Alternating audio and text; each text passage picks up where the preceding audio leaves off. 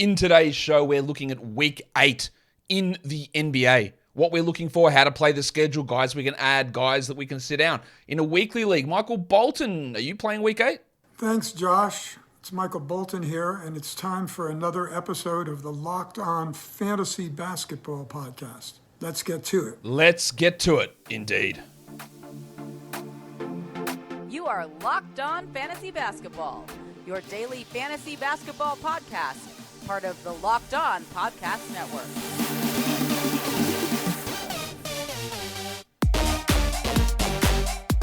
Hello and welcome to the Locked On Fantasy Basketball Podcast, brought to you by Basketball Monster. My name is Josh Lloyd and I am the lead fantasy analyst at basketballmonster.com, and you can find me on Twitter as always at redrock_bball, on TikTok at redrock_bball, on Instagram at Locked On Fantasy Basketball, and Substack joshloyd48.substack.com. Thank you for making Locked On Fantasy Basketball your first listen every day. We are free and available on all platforms. So it's week 8. Well, it's not quite week 8, but it's almost week 8. I'm angry. I'm annoyed. Australia just lost in the World Cup. USC lost yesterday. And then I decided I was going to adopt TCU as my college football playoff team. And literally seconds ago, they just lost. 3 L's, just copying them all weekend. So, I'm fired up. Let's talk about week 8, Warnie. Let's get it on, Gilly. At least Australia's smashing the West Indies in the cricket. One good thing going for me. All right, let's look at the week 8 schedule. It's a week that's similar to most, except sometimes we don't have streaming ability on a Monday, and this week we do. We've got 8 games on Monday, 3 on Tuesday, 11 on Wednesday, 3 on Thursday, 10 on Friday, 8 on Saturday, 7 on Sunday. So we don't have any of the stupid one-game days. And even our high-volume days, Wednesday and Friday, with 11 and 10 games, there might be streamability on those days. When you get a 12 or 13, there's no way. 10 is very borderline. 11 is, obviously less borderline, but you might actually be able to stream all 7 days. You're safer doing it Monday, Tuesday, Thursday, Saturday, Sunday. But that Friday one in particular, with a 10-game Friday, there is a potential on that day, depending on your roster, depending on injuries, depending on the makeup of your squad.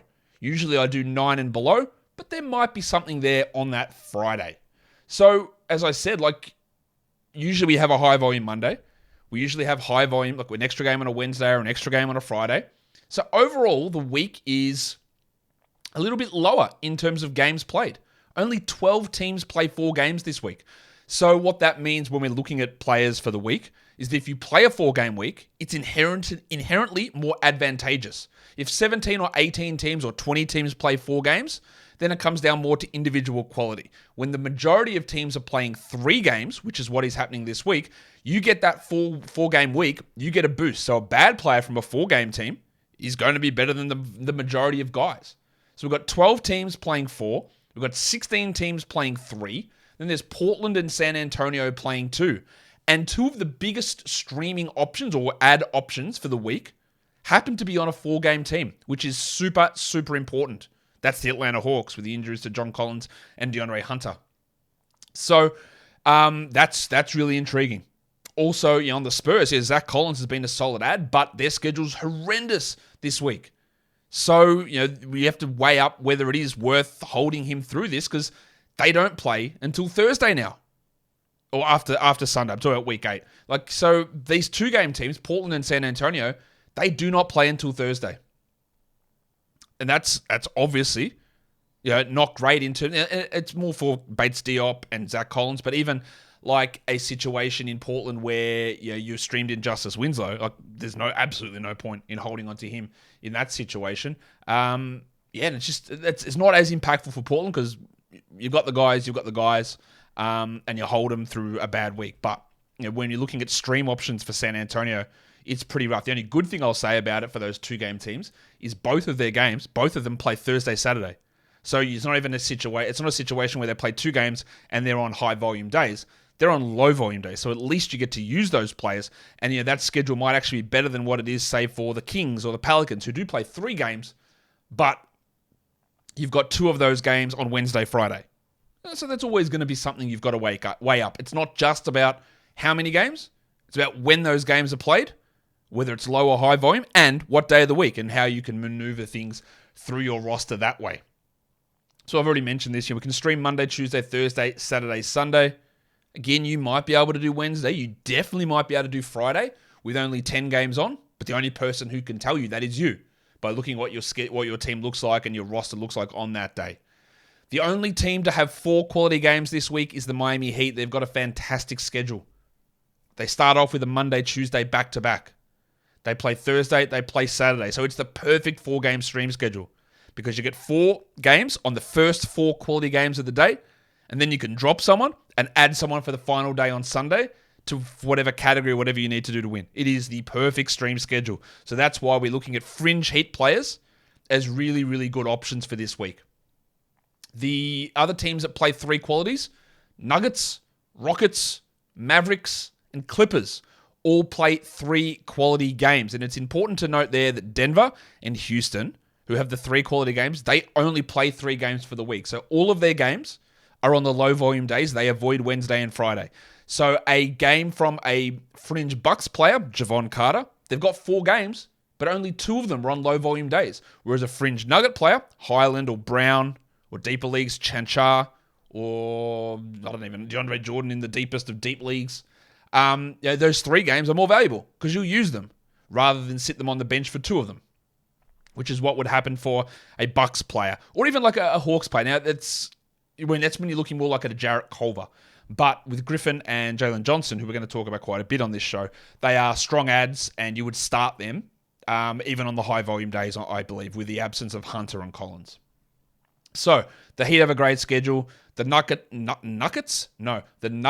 Rockets, Mavs, and Clippers all have pretty good schedules as well. There are some teams with some smelly ones. You've got the Jazz, the Grizzlies, the Nets, the Wizards, the Wolves, the Knicks, the Kings, and the Pelicans all play 1 quality game only. It's a big stretch. Now, of course, in the show notes of this show, audio or video, you can click a link to the Basketball Monster schedule analyzer where you can see who plays what games for the week, and that will give you an idea of that as well. Guys, today's episode is... who is it brought to you by? It's brought to you by the good folks over at Turo. Turo is the world's largest car sharing marketplace. With Turo, you can book any car you want, wherever you want it, from a community of local hosts. Browse a huge selection of vehicles for just about any occasion or budget across the US, the UK, Canada, and Australia. Book a spacious SUV or a minivan for a family road trip. Get a classic or luxury car for a special event, birthday, or holiday. Find affordable economy cars if you're on a budget and just need to get from A to B. Test drive the new electric vehicle you've had your eye on to see how it fits in your everyday life. Many Turo hosts can even deliver the car right to you. Every trip is backed by liability insurance. Terms, conditions, and exclusions apply. Forget boring rental cars and find your drive at Turo.com. Let's look at back-to-backs in Week 8. So heading into the Week 7 Sunday, the Week 8 Monday, you've got Boston, Memphis, Phoenix, and Indiana. None of those teams look great in terms of what their schedule is for the week ahead. Memphis only plays 3 games. Boston only plays 3 games. Phoenix does play 4 games, but it's only 2 quality games there. And Indiana does play 4 games, but it's only 2 quality games as well. So if you're looking to get the advantage there on a Sunday, Monday back-to-back, Phoenix and Indiana probably have the advantage out of those guys. Of course, we know that Al Horford's back-to-back spasms are going to flare up, most likely on the Monday, shockingly, and that will leave him with only 2 games for the week. So in a weekly league, probably not going to be startable for Big Al to only play 2 games this coming week. So Phoenix guys, I wouldn't be looking at Dario Saric because he was dreadful. Torrey Craig, if he's available, we don't know if he's going to be healthy. Jalen Smith, if he was dropped, it's a really good opportunity. You get Sunday, and then you get 4 games during the week, although there is only 2 quality games there. Maybe it's Andrew Nembhard, who played really well on the weekend. The 4 games and the back-to-back leading in. I don't think he'd be good enough to start on the high-volume days, but again, look at your own schedule. Look at your roster. Do you have availabilities on Wednesday, Friday? Because if you do, you might be able to use an ad on Sunday, get an Nembhard in on Sunday, and then get 4 more games during the week. Like that is what's important about, and this is half of what I do on this show. I'm never here to tell you what to do, unless it's when I say drop DeAndre Hunter. But I'm not here to tell you what to do. I'm here to tell you what I think. I'm here to tell you my analysis of trends and abilities of players, and I'm going to get shit wrong all the time. That's just what happens. But it's more to teach you the ideas of how we look at stuff, and I'll give you the ideas of where things sit with the schedule, but it's also like, hey, check this out. This is how it's looking, but make sure it makes sense on your team. Maybe you've got this schedule availability. Maybe you can stream in and really take that advantage. These are like half percentile things, or half a percentage point or 1 percentage point advantage that you get. But you add all these little things up. Follow the trends, follow the schedule, follow the quality games, maximize your weekly ads. Half a percentage point here, half here, and increase your winning by 2, 3, 4% if you do all these little things and pay attention to what you're doing. Okay, there we go. So the Monday, Tuesday back-to-back. There's 2 teams that have that Monday, Tuesday back-to-back. One of them is Miami. One of them is Dallas. Dallas, I've got a 3-game. Dallas have the Monday, Tuesday back-to-back. We obviously just saw Dallas play this morning. Tim Hardaway Jr. looks like he's got the starting spot. It's a really good ad, especially for the start of this week. They don't play again until... Dallas got a weird schedule. They've got 4 games, both back-to-backs. Monday, Tuesday, Friday, Saturday. But, yeah, that's a really good spot. Now, I've got Miami in black here. When I've got the team name in black on the video, it means there might be a player who rests. And the player who might be resting for Miami on the back-to-back is Jim Butler, because we know he's had the wonky knees. He's just returned. I wonder if they'll play him the back. They probably will, but there's no guarantee that they do. Yeah, I'm not really worried too much about someone like Tyler Hero or Kyle Lowry, but it's all definitely possible. Double cheeked up on a Thursday afternoon. We know this Heat team has had Hero and Butler and Bam and Strus and Dedmon, all these guys listed on the injury report almost every game. So with a back-to-back coming for Miami on Monday, Tuesday, there is chances that some of these guys sit, and it's something we need to pay attention to. Tuesday, Wednesday, that's leading into the big volume Wednesday. There's 2 teams that have it. It's the Pistons, Lakers. We don't care too much about that for stream, but what we do like is the Tuesday, Thursday. You're going to see, I should have put Miami in black again. Oh, no, I shouldn't have, because that's not a real back-to-back. It's a pseudo back-to-back. Tuesday, Thursday, the Heat and the Nuggets. Yeah, that's great. You add them on Tuesday. That's a Brown, a Highland, Aaron Gordon, if for some reason he's still available. In Miami, it's Caleb Martin. It's the Winter Soldier Max Strus, who I think on full-strength teams, Martin and Strus aren't must-roster 12-team league players. They're really fringe guys, but this is the time you use them. When it's a 4-game week, where they've got 4 quality games and their schedule is better than everyone else's. 4 games of Max Strus, even if he plays 28 minutes a night. 4 games of Caleb Martin, even if he plays 29 minutes a night. And he might not. They both played fewer minutes last game. But the 4 games of them is better than, say, 1 game that you might use Malik Beasley in, or 1 game that you use Walker Kessler in. Now, you've got to balance whether you're using it for short-term value or longer-term stashability, because Strus and Martin don't have necessarily that long-term value. But when you're looking to maximize things in the week currently, that's the value of looking at that. Wednesday, Thursday, it's only the Clippers that have that, and of course that means John Wall's going to miss a game. And if Kawhi and Paul George are back, where you'd think at least, or definitely Kawhi will sit one of those games, and maybe George does as well. There's no Thursday, Friday back-to-back, which is great. There are some Friday, Saturdays, but again, that's a pretty high volume for Friday. We don't care too much about that. What we do want to look at is Thursday, Saturday, the Heat again, the Clippers. This is not a real back-to-back, so the value there of, say, a Jimmy Butler should be pretty safe. The Clippers one is coming off a back-to-back, so even though that is good for the Thursday, Saturday, John Wall might not play that Thursday. Kawhi might not play that Thursday. But other players like, well, even if Norm Powell, I don't even know if he's going to be healthy, or Luke Kennard, that team is just so hard. Them and the Magic, hardest teams to figure out. Denver's got the Thursday, Saturday. So you can see Miami's got the great schedule, but Denver goes Tuesday, Thursday, Saturday. A really good 3-game schedule from them. Portland's on Thursday, Saturday, and the Spurs. That's the 2-game teams that I talked about. But towards the end of the week, their schedule's really nice. There's only one team that's got a back-to-back on the weekend. That is your putrid Chicago Bulls, who've made a change to their starting lineup. Ayo Dosunmu, Patrick Williams out. Javonte Green and Alex Caruso, the Rabbit Hunter, in. Be very quiet. I'm hunting rabbits. Caruso's a streamable player, especially on that weekend. Green maybe as well. And then heading into week 9, it's only the Hawks that got the Sunday, Monday back-to-back. All right, let's look at a streaming plan for the week. Really, we're looking at the Heat. That's your best option. You add a Miami player, whether that is Max Strus and Caleb Martin, who are available in about 50% of Yahoo leagues. Like, they're the guys that we target. We get 4 quality games out of them. And then we can drop them if we want at the end of the week and open up that streaming spot for the final day on Sunday. That's your best bet. The other ones we're targeting are teams like the Mavericks. We're looking at the Rockets. We're looking at the Nuggets. I think the Nuggets have got a slightly better schedule than the Rockets, because the Rockets' 3rd game comes on Sunday. The Nuggets one comes on Saturday, because then you can drop the Nuggets guy, whoever that is. But maybe it is Brown or Highland. I doubt it would be. I mean, they'd be guys you have. I don't think you'd want to drop them, but you could if you want to open something extra up there. So that's really what we want to do for streaming. It's Miami players, 1 ad, 4 games. Then you use your second ad to get that 5th game out of that spot. And then you've got 2 other ads for injury replacements, longer-term stash stuff. That's what we were trying to do. Maximize games played per ad so that we don't have to burn all of our ads on just getting the maximum games, and we've got them for, hey, wow, a big injury happened and I need to grab this player. Because there's nothing worse than being on a Friday and you've burnt through all your ads and a great, maybe, knock on wood, maybe Ja Morant goes down with an injury that's going to cost him 3 weeks and you go, man, I can't add Tyus Jones because I've used all my ads trying to maximize games in the first 3 days of the week. That's why it's important to hold a couple of ads until the end of the week, I do believe. So let's have a look at how things back and front load. The Spurs and the Blazers don't play until Thursday. So 3 days with no games. We just talked about that. So yes, your Zach Collins, Pirtle and Sohan might be back by Thursday. So maybe if you wanted to drop Zach Collins and get a couple of extra games in, get a Miami Heat guy in after Sunday, do it. The Blazers, it's less interesting, but like Justice Winslow, clear drop, right? You use his roster spot, which has been pretty solid without Lillard. He can go. Easy. The Sixers play on Monday, probably James Harden's return, and then they don't play until Friday. So what do you do with DeAnthony Melton and Shake Milton? And Friday's a 10-game day as well.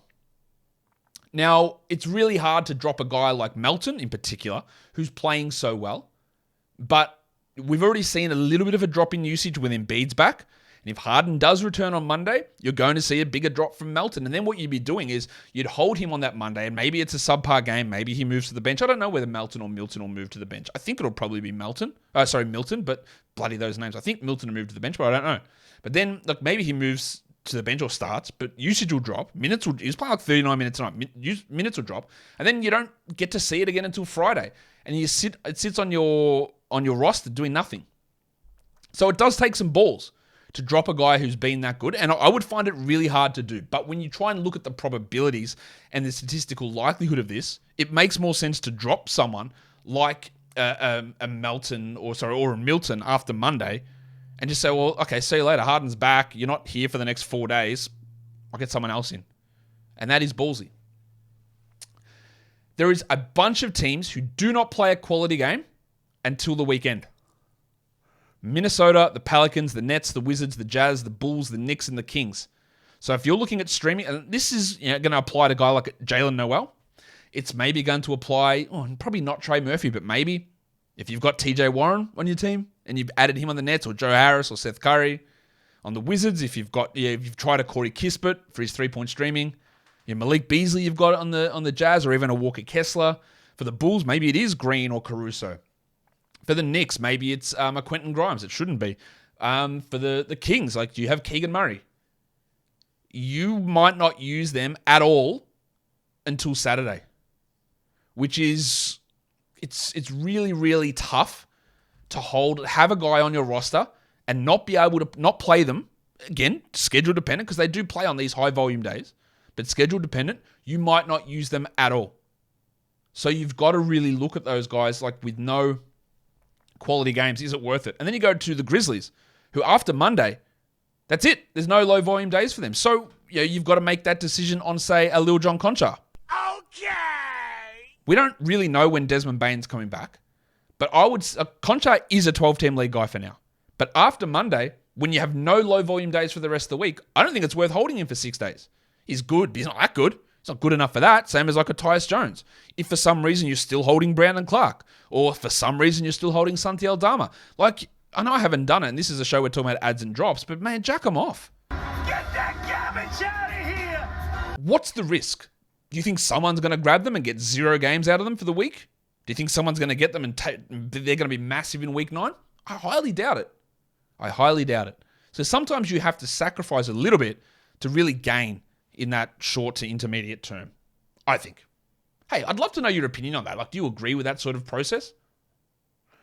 Today's episode is also brought to you by BetOnline.net, the number one source for sports betting info, stats, news, and analysis. Get the latest odds and trends for every professional and amateur league out there. From football to basketball, soccer, and esports, we've got it all at BetOnline.net. Obviously, now that Australia is out of the World Cup, Argentina must be favourites, because when you beat the favourites, you become the favourites. You can check all the World Cup odds over there. As for the college football playoffs, who the hell is going to get in? The third and fourth team both lost today. So, and I don't even know what happened with the Georgia game yet. So there's going to be all sorts of chaos there. But all of those odds, you're going to find them over at betonline.net. They're always the fastest and easiest way to get your betting fix. So head to that website today or use your mobile device to learn more. BetOnline is where the game starts. Don't forget to gamble responsibly.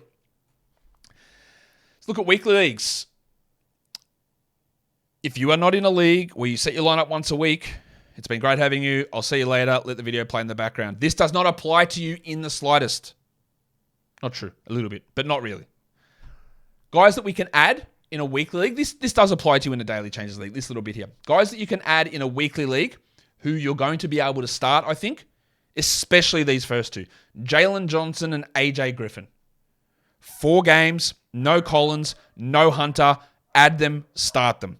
Austin Reeves has 4 games. I'm a little skeptical on that one, but the 4 game, we talked about this way back at the start of this show saying, hey, it's a minority of teams playing 4 games, so the 4 games from him might actually give him a boost enough to be a top 100 player. Barely. I'd be skeptical of that. The other 2, the Hawks guys, yeah, I'd add them and start them for this week. Not a problem at all. In terms of guys that if you've got, you can sit. We already talked Al Horford. I should have had his name on this list, but I don't think you need to have him here. I wouldn't start any Blazers. I'd consider Lillard. He's probably going to return Sunday, but it's only 2 games for him. He might be a bit rusty. I'd consider Simons, but if Lillard returns on Sunday, that means Simons' value is going to be down on the the Thursday-Saturday combo. I'd be skeptical there. I wouldn't start Hart or Grant or Nurkic, and I wouldn't start any Spurs for this week. Derek White also is a sit for me. Sadiq Bey is a drop, but also a sit. John Wall's a sit with the back-to-backs there for the Clippers. And Keegan Murray is a drop, but also if you've got him, you sit him. If you're looking in points leagues, guys that are available in over 50% of leagues, Markelle Fultz should be rostered. Mason Plumlee, the cockroach, should be rostered. You've got Jalen Johnson and AJ Griffin in there. Timmy Hardaway, yep. Look, we know this. We know what happens. The scoring, shooting guards, they have hot streaks. We add them when they're in that hot streak. When the minutes are up, when the shots are up, we add them. And then when shit goes bad, we drop them for the next guy who comes up. We've seen it a million times this season. And Hardaway's the latest, so we grab him, we start him, and then we just pray that he keeps it up for this week. And then there's Jalen McDaniels as well. With Hayward out, I don't love McDaniels long-term, but with 4 games this week, I do like it. For guys we can sit in a points league, it's again all the Blazers. Probably wouldn't start Lillard or Simons, but you could. All Spurs. Malik Beasley can sit. Monte Morris. Trey Murphy. Only 3 games, and he's not quite as good of a points league guy. I don't know Ingram's status, so that one's a bit iffy. And then Sadiq Bey and Derek White as well. Guys, that will do it for me today. Don't forget to follow this podcast on Apple Podcasts, Google Podcasts, Stitcher, Spotify, and on the Odyssey app. And on YouTube, please subscribe, thumb it up, leave your comments down below. Guys, we are done here. Thank you so much for listening, everyone. See ya.